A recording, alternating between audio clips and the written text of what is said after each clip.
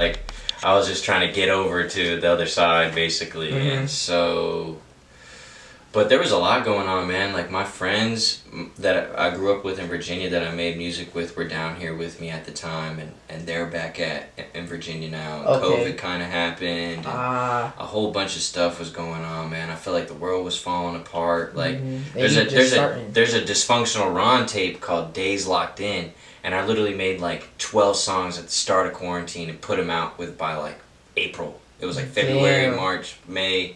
Or April, May, yeah. Okay, It was like February, quarantine happened, put them out April. Yeah. Like, so this at the start of, like, and then it was just like, I was just like, just lost, man, like, just figuring it out, like, you know what I'm saying, like, nobody was on the highway, it was a confusing time, like, luckily I had the studio that I interned at and work at now. Okay, for sure. Like, that gave me like a playground to go to every day, like during quarantine and stuff. Like I wasn't really at my house, like with my parents or nothing. I would just drive to the still and drive home, bro. And like some of the other homies that like I worked with would be there and doing the same thing. And like we would all just be back at our house in our own little worlds and come there and see each other in the still and kind of keep our distance. Because Corona's still at its peak. But then it was just like, man, okay.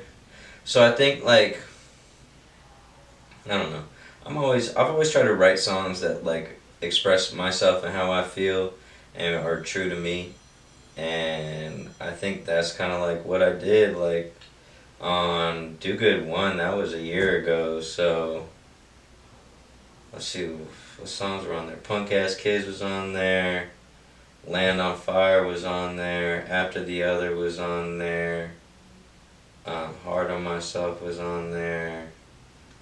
There's a few more that were on there, but all those songs are like still like definitely me, like I talked to you like about like playing golf and stuff. And there's like little golf bars in there. My whole story is kind of in those songs, like, and I think and I was just expressing how I felt during that time. Like I don't know, just blowing off some steam on songs like Punk Ass Kids and Land on Fire, After the Other, and Hard on Myself. They kind of like speak a little bit more towards like my feelings and emotion and like getting through things and stuff like that.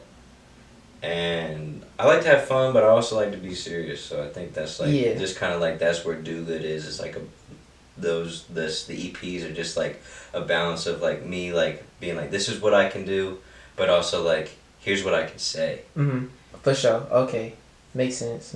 So like when going into the studio and recording, what is like some of the things you need? Like some people gotta smoke. Yeah. Some people gotta have certain things. So like, what is something? It's like some key essential shit that you need in the studio. Right now, I don't really need too much, man. I just need peace of mind. I think. For sure. Like a quiet like setting, like not too many people around. I don't like a lot of energy around when I'm trying to write or anything. It's distracting. It's annoying. Like it's frustrating. People don't understand the idea of not talking, like, bruh, while you're trying to write, or, like, you know, things like that, and it's like, but I like certain people around, like, I like my producer homies around, I like people who understand what I'm trying to do and where I'm trying to take this around. And are serious about the shit. Yeah, your team, exactly.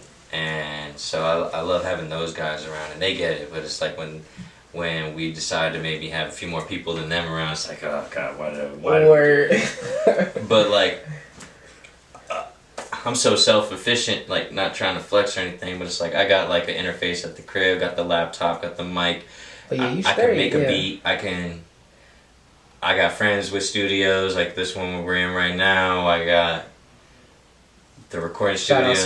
Shout out Suave. Shout out Astro Studios where I work at in Atlanta. Like shout out RonnyDoGood's laptop, like, and shout out all the producer homies that like hear my music and are like, I got something for you, because I think that's what I need. I need somebody to be just as jazzed as I am about something. Like, yo, I made this beat, bro, and I hear you want it, and it's like, as soon as you say those two words, it's like, some people do it, like, when you don't have a relationship with someone and they do it, it's like, yeah. But when it's your homies who are hitting you up and like, yo, got this. This is check your phone, and then you hit them back. You're like, yes. Yeah. Meet me at the studio tomorrow.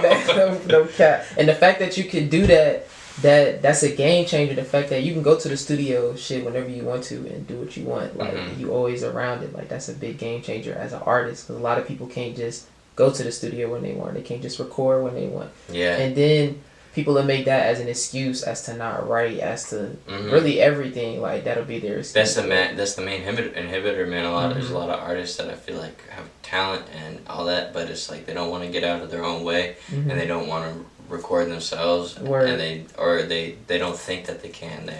There's like an inhibitor there, but it's like as soon as you start to learn that those barriers are all possible, like if you haven't learned that right now from like the world that we live in, as far as like creativity and stuff, like everybody's becoming an entrepreneur. Everybody is dabbling in Photoshop. Everybody is, you know, like if you couldn't figure out how to make your PowerPoint presentation cool in high school, like better YouTube some shit. Yeah, exactly. Like so, it's like it's just I love setting up homies with like a template. I love setting up homies with like how to like telling them what they should do. Word. Recording. I'll show you how to record yourself. Come over, man. I'll help you like get something like going. Like Word. I love seeing that because I love trying to give people the bug. So it's like, but I don't love to like sit there and work with you. Yeah, for sure. You just want to put them in a position to learn it. Yeah. And then it's like from there, it's like I don't know, but you can all things like as soon as they get that, it's like. You just become like you don't want to. We're creators, man. We're artists. We move so heavy on like emotion and feeling. Like if you're feeling some type of way and you can't get it off, you just wasted that energy. Exactly. Even if it's a negative energy that made you want to create, or a positive energy that made you want to create, if you couldn't get that off, like if it was a negative energy that made you want to create, if you couldn't go create in that moment, like. That might build into some more negative shit, but then you're expressing that negative emotion and getting it off, and that becomes like a healing process. For sure. So do you think like writing is a way, okay, so let's say that negative energy does come, do you think like just writing it down helps, or do you think that you have to record and hear yourself, or do you think you can just write, or it's just for you in general? I think both. I think when I write something, no matter what, I'm going to try and put it on something. Yeah. And I mean, I have like a journal of like thoughts and stuff, but like, I mean, I have some spiteful songs. Yeah, for sure. Some shit that people might not ever. I'm writing, like I said, I'm trying. I'm flawed. Like you know what I mean. I'm a human. Like, so if it comes out, it comes out, and if I feel like it's just something that like, but there's some things I've written like maybe people shouldn't hear that. Yeah, for sure. Like if your mom was to hear it, or someone that you really respect, like, like I don't know, for sure. And because I low key, I feel like sometimes I be dissing rappers that can't record themselves, and make something happen for themselves. It's like I don't mean to, but it's just like I'm more so trying to say it in a song as of like, look, like we can do this. So why are you not doing it? And the fact that you can do it, I feel like it's not a diss, but it's just like you can do that, so you can speak on it. I feel like it would be worse if you couldn't do it and you're speaking on like who is you to you can't do that. So you're just saying, you know what I'm saying? So I don't know. It kind of go both. It depends people perspectives and shit. But I feel like that should make you want to go harder. Like that, I can't record myself. I don't know how to do it. So just hearing that you can and seeing you say that it's possible and the barriers and stuff, like that's just motivation. Because that's definitely something that's my next step. I don't know how to record myself. So just hearing you say it, I don't really look at it as a diss. If I was to hear it in a song, I'll be like, damn, shit, he right though. Like, I can't record myself. That's something I need to learn how to do. So it's like, it depends on how you take it. Like, some people will fold and be like, nah, fuck Ronnie. Or nah, Ronnie just put me on some game. So, facts. Yeah. And that's what it's about. I feel like that's like what, like, you know, what growing up, what attracted to us to the artists that we got attracted to. Like, for me, growing up, got super invested into, like, Kid Cudi and, like, like artists like that, like Kendrick, Mac Miller, like artists that are really like profound with like emotion in their music. Like Kid Cudi isn't like necessarily like lyrical, but like a bar for bar type. But like Kid Cudi is an artist that like is honest and vulnerable, and it has millions of kids saying like, "Yo, bro, you saved my life." Like, yeah, Kid Cudi definitely saved my life, hands down, time after time. Like, for sure. Those first 3 albums, like crazy. For sure. And who knows, like when you hear those and when you're going through something and you want to go back and hear those, man, the feeling is like you can't escape it. And that's what it is, the feeling that it gives you. Like, so that's what it's for the kids, and it's like, as me knowing that I make music and wanting to have that same impact to kids that are like 15 right now and stuff, it's like, I want them to know that like if they want to record themselves, bro, it's possible. It's so possible. Yeah, shit, I'd help you, motherfucker. Yeah, exactly. Like, yeah, for sure. Command space. You know what I'm saying? For sure. That's what's up. So, like, what's the main thing you want people to get out of your music? Like, I wouldn't say the message, but like you said, if a 15-year-old was to hear a younger Ronnie or a younger Vision and they hearing Ronnie, what's the main thing you want them to get out of your music?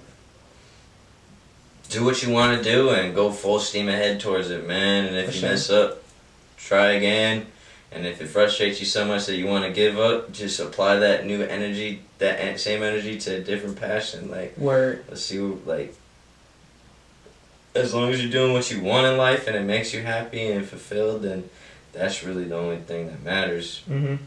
But I feel like society tries to sell you a certain way of living and a certain way of, like, how to be proper and stuff or whatever, and like what's like a good citizen or American or da-da-da, and it's like, bro, like, who are you to tell me? Who are you to tell? It's all love, like, man.